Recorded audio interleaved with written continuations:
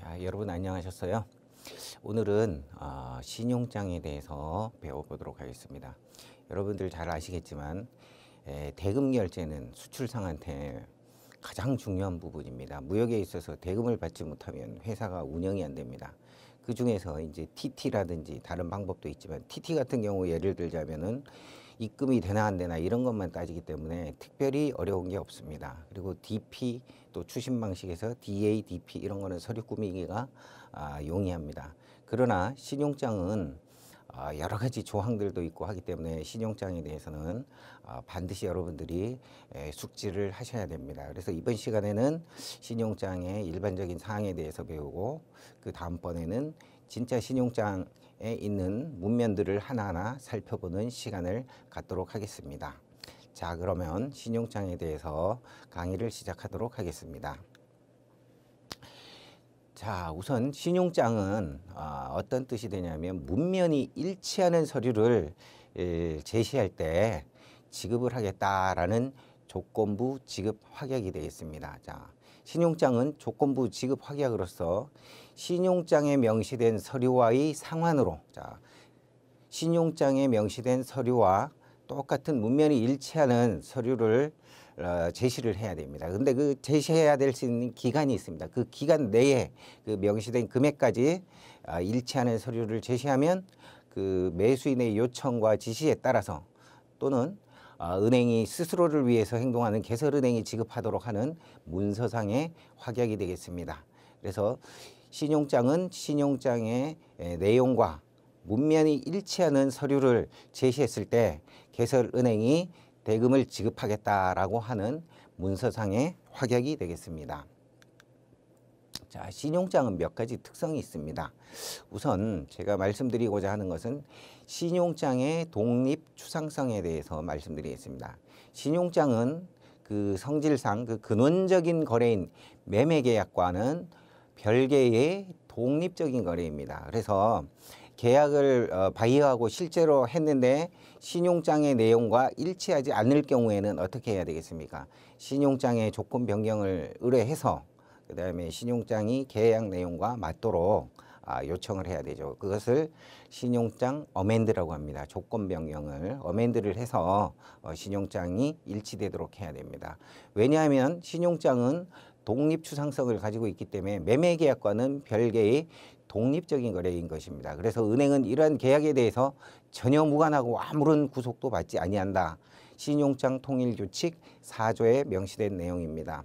왜냐하면 은행에서는 실제로 바이어하고 어떤 계약을 했는지 전혀 알 수가 없습니다. 오로지 신용장의 문면을 보고 신용장에서 제시하는 서류가 일치되나 안 하나 이런 것을 확인하는 것이기 때문에 실제로 일어난 계약과는 별개의 독립적인 거래다. 이렇게 이제 이해를 하셔야 됩니다. 그래서 가끔 가다가 이제 실무에서 보면은 신용장 내용과 일치하지 않을 때 계약 내용대로 서류를 꾸미는 경우가 있습니다. 그러한 경우는 하자가 되기 때문에 정상적으로 내고를 할 수가 없습니다. 그래서 여러분들은 반드시 아셔야 되는 게 신용장은 별개의 독립적인 거래이다. 이런 것들을 얘기를 하는 것이고요. 그래서 원신용장, 자, 원계약을 이유로 신용장의 내용을 임의로 변경, 확대 또는 축소 이렇게 해서 해석을 하면 안 되겠습니다. 그래서 은행은 항상 그 신용장에 나타난 내용만을 보고 서류를 심사하기 때문에 여러분들은 신용장은 원계약과는 별개의 독립적인 거래다라고 이해를 하셔야 됩니다. 자, 그 다음에 신용장은 서류로 거래하는 것입니다. 그래서 은행은 서류로 거래하는 것이지 그 서류와 관련될 수 있는 물품, 서비스 또는 이행으로 거래하는 것이 아니다. 이것이 신용장 통일규칙 5조에 나와 있는 사항입니다. 그래서 서류를 심사해서 그 조건이 일치하나 안 하나 이런 것들을 심사하게 됐습니다. 그래서 상품이 불량이다, 뭐 또 틀리다 이런 것을 알 수가 없잖아요, 은행에서. 그죠? 그러니까 상품의 불량이나 상위점을 심사하는 것이 아니라 오로지 서류를 거래하는 것이다. 그래서 이런 특성이 있고요. 그 다음에 이제 신용장은 자, 내용이 일치하지 않는다 이거예요.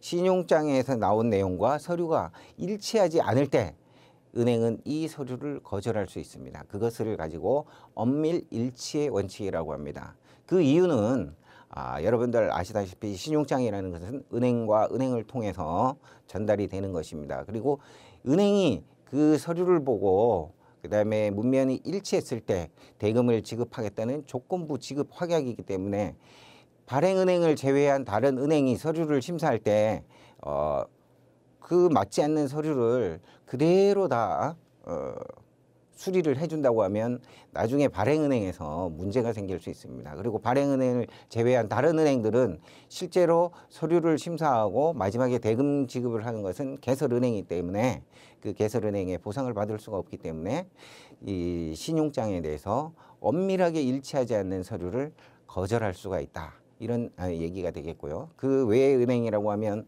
예를 들자면 매입은행도 될 수 있을 거고요. 확인은행도 될 수 있고 그 이외의 은행들의 모든 은행에 이러한 내용이 적용이 되겠습니다. 자, 신용장에 대해서 살펴보았습니다.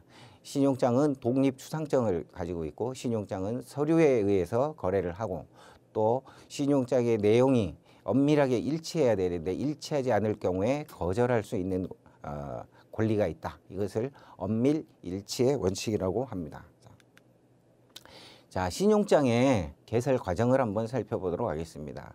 제일 먼저 신용장 개설 의뢰인이 신용장을 개설 의뢰를 합니다. 자, 신용장 개설 의뢰인이 신용장을 개설하는데 대부분은 바이어가 되겠죠. 바이어가 아닌 경우도 있다고 제가 말씀을 드린 바가 있는데요. 자, 신용장 개설 의뢰는 바이어가 하는 경우도 있고 그 외에 특별한 사정이 있을 때는 바이어가 아닌 경우도 있습니다.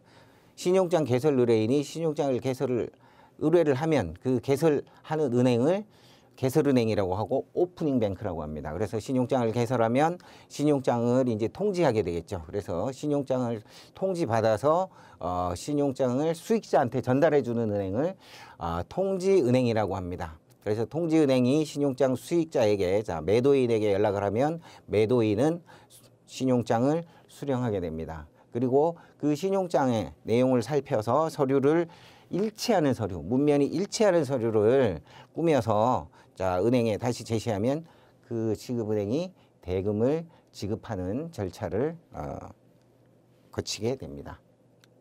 자, 신용장에 대해서 살펴보도록 하겠습니다. 신용장이 어떻게 분류가 되고 있는지. 우선에 신용장은 지급 시기에 따라서 즉시 지불하는 일람불 신용장이 있고요. 일정 기간이 지나서 대금을 지급하는 기한부 신용장이 있습니다.